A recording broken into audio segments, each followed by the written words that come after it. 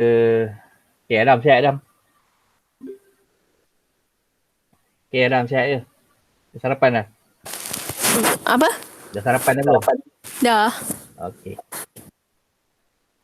Okay, kita belajar ni lah Kita belajar sebelum ni tentang tamadun awal tamadun awal, iaitu ada 4 tamadun. Tamadun Mesopotamia, tamadun apa nama Mesir Purba, tamadun Wang He dan juga tamadun Indus.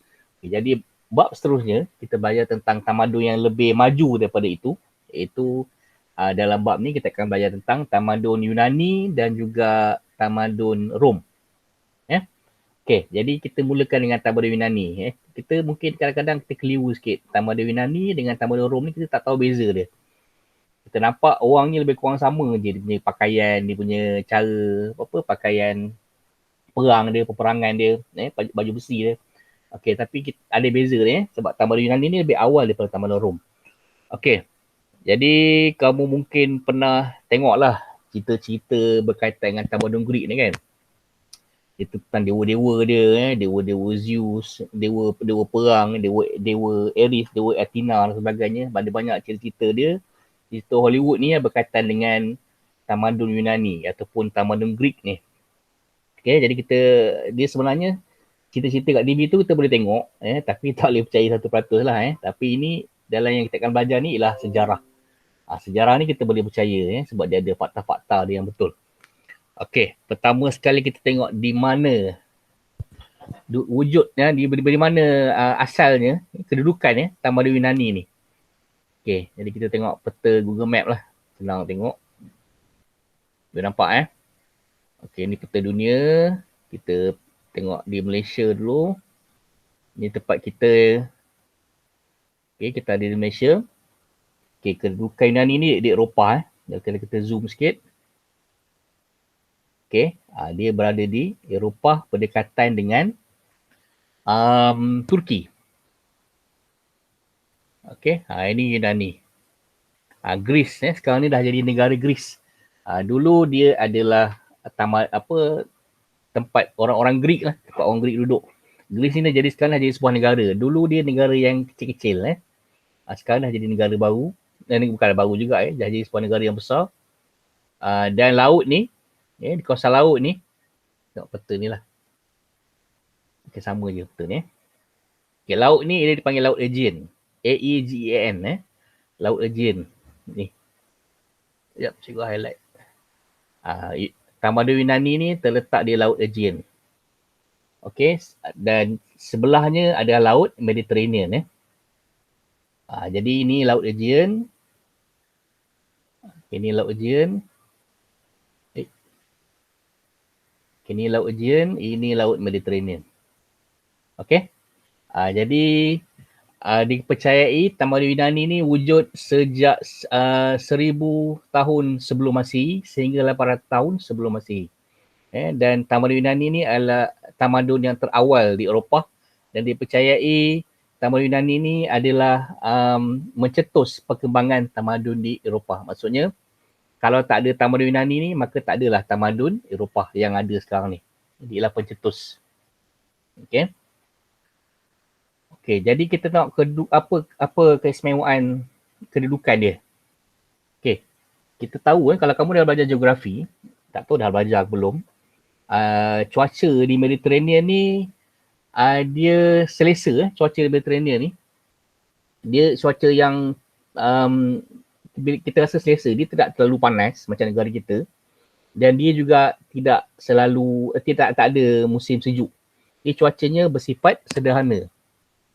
Jadi bila cuaca sederhana ni orang banyak keluar, jadi dia banyak membuat aktiviti-aktiviti seperti berlayar, seperti menangkap ikan, memburu sebagainya. Jadi mereka ni lebih banyak aktiviti yang berada di luar. Dan juga kawasan Greece ni adalah kawasan kepulauan. Jadi dia berhampiran dengan laut. Jadi orang-orang Greece ni juga terkenal sebagai pelayar yang handalan lah. Orang yang hebat berlayar. Okay, ini tengok dia punya kapal dia. Kapal orang Greece ini dipanggil sebagai trireme. kapal tririm, kapal panjang. Dan dia menggunakan kuasa angin melalui layar dan juga kuasa mendayung. Okay, kita tengok dia punya bandar dia ataupun dia punya negara dia. Okay, jadi Greece ni ataupun Yunani ni dia bukanlah satu negara. Dia terdiri daripada beberapa negara kota. Negara kota ni maksudnya bandar-bandar yang mempunyai pemerintahan sendiri. Jadi negara-negara kota ni ialah kerajaan-kerajaan yang kecil yang berada di sekitar kepulauan Greece ni tadi, di sekitar Laut Aegean. Okay? Dan setiap negara kota ni ada ibu kota, adalah ibu kota dan menjadi tumpuan masyarakat dia, di mana masyarakat yang berada di sekeliling negara kota ni akan pergi ke kota ni tadi untuk berniaga, untuk bertukar-tukar barangan, untuk mendapatkan hiburan, untuk menjual, untuk melakukan aktiviti-aktiviti ekonomi lah, menjual hasil ladang dia, hasil pertanian dia, menjual hasil ternakan dia akan pergi ke ibu kota di sekitar kawasan Greece ni tadi. Okay, jadi setiap polis ni merupakan tanah kurniaan dewa. Jadi negara-negara kota Greece tadi, setiap negara kota itu dikenali sebagai polis. Bukan polis gerak hal sebenarnya, bukan. Ini polis, maksudnya negara kota lah. Kita panggil negara kota, dia panggil polis.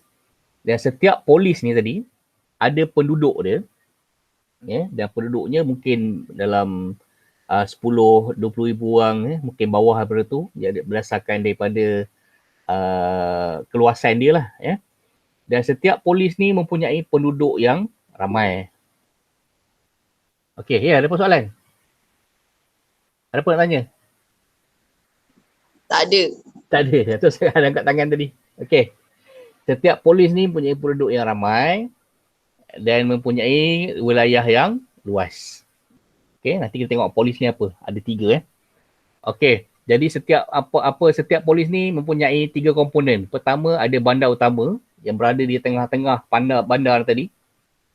Yang kedua bandar-bandar kecil yang berada di sekeliling bandar utama dan juga kawasan kampung, kawasan di mana dia bercocok tanam dan juga membela haiwan ternakan lah.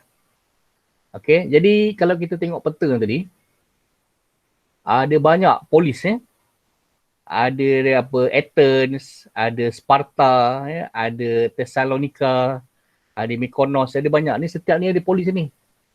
Okay, setiap ni ada ialah polis. Banyak, lebih banyak pada ni sebenarnya, ada macam-macam polis lagi. Dan setiap polis ni dia memerintah sendiri. Dia bandar-bandar yang kecil yang mempunyai pemerintahan sendiri di kerajaan-kerajaan yang asing lah. Balik pada nota tadi. Mana nota tu hilang lah. Okey, sini tak balik. Jadi dalam banyak-banyak polis ni kita belajar 3 saja polis. Okay, pertama kita belajar tentang Sparta. Mungkin kau pernah dengar cerita 300 kan? Cerita 300, kau pernah tengok cerita 300 ni. Okay, Sparta, Athens, dan juga Corinth. Ni 3 polis yang besar lah, yang terkenal, yang kaya pada masa tu. Okay. Jadi setiap polis ni dikatakan mempunyai dewa yang menjaga dia. Dewa ni macam Tuhan lah. Bagi orang Greek ni dia percaya pada banyak Tuhan. Itu dipanggil Polytheist. Polytheist ni maksudnya percaya pada banyak Tuhan. Kalau orang-orang Islam, Yahudi dan Kristian, fahamannya ialah monotheist. Percaya pada satu Tuhan. Ini agama langit lah. Islam, Kristian dan juga Yahudi. Polytheist ni ialah percaya pada banyak Tuhan. Jadi orang-orang Greece ni, orang Yunani ni ialah golongan Polytheist yang percaya pada banyak Tuhan. Jadi Sparta, dikatakan dia dilindungi oleh dewa Ares.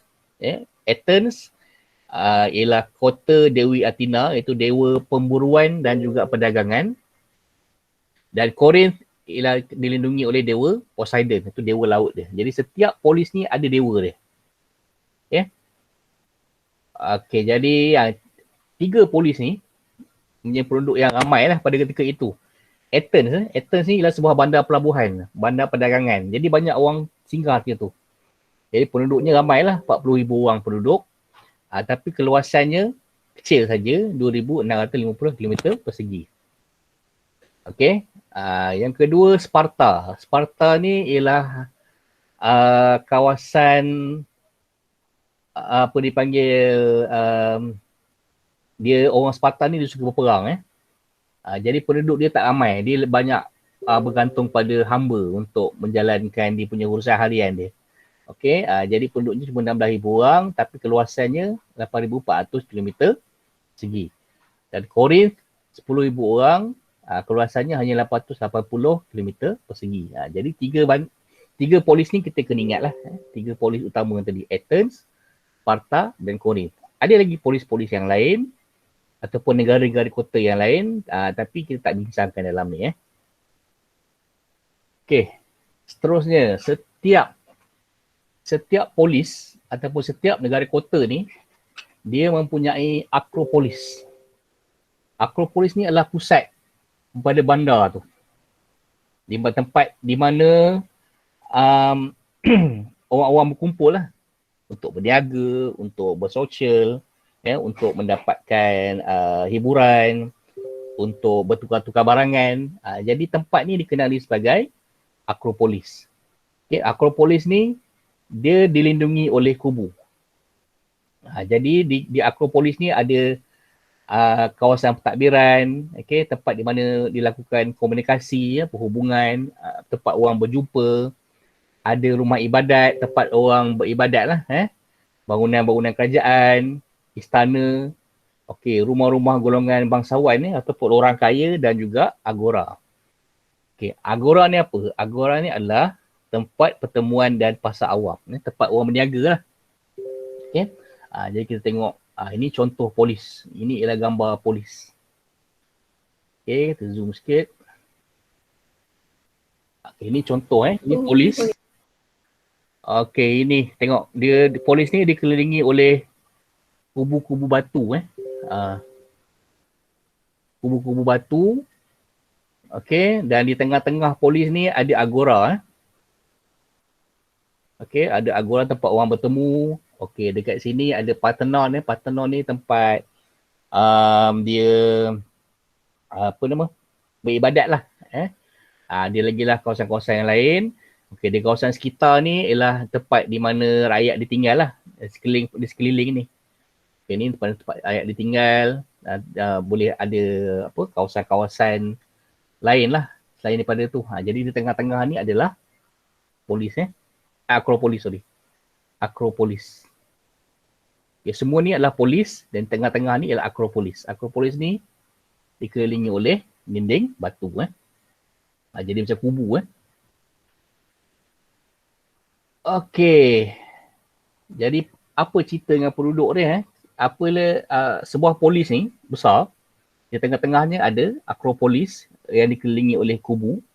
Jadi penduduk ada 2 jenis. Yang pertama sekali, penduduk yang duduk dengan berhampiran dengan Akropolis. Okey, jadi penduduk yang duduk berhampiran dengan Akropolis ni mungkin terdiri daripada golongan bangsawan, ahli politik ataupun golongan-golongan peniaga yang perlu berurusan di Akropolis. Ada juga penduduk yang tinggal di luar Akropolis dan mereka ini menjalankan aktiviti pertanian dan peternakan. Maknanya dia duduk jauh daripada Akropolis. Jadi dia tidak terlibat secara langsung dengan urusan negara, dia cuma menjalankan aktiviti pertanian dan peternakan. Ada 2 jenis penduduk. Okay, penduduk yang pertama yang duduk berhampiran dengan Akropolis dan yang kedua yang tinggal di luar Akropolis. Okay, ada soalan tak dekat ni? Boleh faham? Boleh. Kalau tak faham boleh tengok buku teks. Boleh baca sendiri. Boleh tengok kat internet macam-macam maklumat dia. Okey, jadi kalau kita tengok sekarang ni, kalau Malaysia dia guna sistem pemerintahan apa, siapa tahu? Demokratik. Demokrasi kan? Apa maksud demokrasi? Orang vote untuk siapa jadi kedua. Siapa? Macam mana lantik dia ketua? Semua orang Melalui voting. voting ataupun melalui pengundian lah. Okey. Jadi kita dapat demokrasi ni daripada orang-orang Greek lah, daripada orang Yunani, sebab yang mula memperkenalkan demokrasi ialah orang Yunani. Tapi sebelum dia mencapai demokrasi, orang-orang Yunani ni ada pelbagai corak pemerintahan. Okey, antaranya adalah monarki. Monarki ni pemerintahan beraja. Atas sekali raja lah, raja berkuasa mutlak. Yang kedua, oligarki. Oligarki ni lah pemerintahan satu golongan kecil. Tirani. Tirani ni maksudnya satu pemimpin yang berkuasa, seorang pemimpin yang berkuasa mutlak. Maksudnya ayah punya tu. Okay. Lepas tu kita ada aristokrasi, iaitu diperintah oleh satu golongan bangsawan, dan juga demokrasi. Okey, demokrasi ni last sekali. Tengok monarki dulu. Okey, monarki ni sistem beraja berasaskan keturunan. Maksudnya kalau ayah dia raja, anak dia pun akan jadi raja. Okey, jadi dalam sistem ni rajanya berkuasa mutlak lah. Dia dikuasai undang-undang. Dia cakap apa-apa, dia pun jadi undang-undang lah. Kalau dia kata hari ni siapa mencuri potong telinga, dia pun potong telinga siapa yang mencuri. Esok dia kata siapa yang mencuri dapat hadiah, semua orang dapat hadiah. Dia ikut dia lah. Sistem beraja ni ikut dia. Sistem monarki dipanggil. Jadi raja ni dia tak memerintah seorang. Dia dibantu oleh konsul yang terdiri daripada golongan bijak pandai. Itu sistem pertama, monarki. Sistem yang kedua, oligarki. Oligarki ni bermaksud sistem yang diperintah oleh golongan kecil yang berkuasa. Okey, maksudnya ada dasar negara tu diperintah oleh satu keluarga. Bukan raja tapi dia berkuasa dalam tu. Dia bukan raja tapi dia ada kuasa. Satu orang lah. Macam raja je. Bukan, dia bukan raja. Raja ni dari keturunan. Oligarki tak. Oligarki ni boleh jadi sesiapa. Boleh jadi rakyat biasa tapi dia berkuasa penuh. Oligarki. Adalah beberapa orang yang berkuasa oligarki. Lepas tu kita ada aristokrasi. Aristokrasi ni adalah diperintah oleh golongan bangsawan. Maksudnya ada beberapa keluarga-keluarga bangsawan yang memerintah bersama lah. Jadi dikawal. Dikawal kerajaan dia dalam kalangan dia lah. Okay? Jadi maknanya orang-orang besar lah. Orang kaya, datuk-datuk. Dia tak ada datuk lah. Dia adalah dia punya orang bangsawan dia. Dia perintah secara bersama golongan bangsawan. Lepas tu kita ada tirani. Tirani ni ialah satu orang. Selalunya raja yang berkuasa mutlak dan dia juga zalim. Yang menindas rakyat. Dia berkuasa dengan kuku besi. Maksud kuku besi ni ialah dia akan memerintah dengan kejam. Itu maksud kuku besi. Siapa yang menentang dia mungkin dia akan bunuh ataupun seksa ataupun dibunuh keluarga dia. Itu maksud tirani. Dia memerintah dengan zalim dan menindas rakyat. Akhir sekali barulah kita ada pemerintahan demokrasi. Okey, demokrasi ni diperkenalkan oleh orang Yunani yang membawa maksud daripada perkataan demos. Demos maksudnya ialah rakyat dan juga kratos yang bermaksud pemerintahan. Jadi demokrasi ni ialah daripada perkataan demos dan kratos yang bermaksud pemerintahan rakyat. Okey. Jadi kita ada berapa? Ada 5 sistem pemerintahan yang diamalkan di kepulauan Yunani tadi. Ada banyak kerajaan, ada banyak negara kota. Jadi setiap kerajaan mungkin lain-lain corak pemerintahan dia. Mungkin juga dia berubah. Contohnya kita ambil negara kota Athens. Athens ni mengamalkan demokrasi. Okay. Kalau Sparta, negara kota Sparta dia mengamalkan monarki. Sebab dia ada 2 keturunan raja. Nanti kita akan belajar perbezaan di antara Athens dengan Sparta pada kelas yang akan datang. Okay. Ada persoalan dekat ni? Ya ada. Tak ada boleh Hafiz? Boleh. Ni siapa? Zero ni siapa? Zero? Entah. Ha? Zero ni siapa? Tiba-tiba je ada. Tak tahu nama? Tak tahu. Siapa Zero ni? Cuba jawab sikit. Aisyah. Ha? Aisyah. Aisyah. Tu kau no. Asal tu nama Zero je aku tak kenal. Nanti ada cakap. Ha? Okay. Okay, tak apalah. Jadi itu je lah untuk hari ni. Dah setahun dah tukar. Okay, nanti kita sambung lagi. Esok. Esok mungkin kita buat latihan je lah. Okay, hari ni tak latihan. Kamu rehat je lah hari ni. Kamu baca tentang nota ni. Esok mungkin cikgu akan sambung sikit lagi dan cikgu akan bagi latihan. Okay, jadi takat tu je hari ni. Kalau ada persoalan boleh PM cikgu. Nanti cikgu share video latihan kita ni dalam kelas, dalam grup kamu Okay. Ada persoalan? Tak ada? Tak ada. Tak ada. Okay, jadi tamat sampai sini lah. Assalamualaikum warahmatullahi wabarakatuh. Waalaikumsalam. Salah. Salam.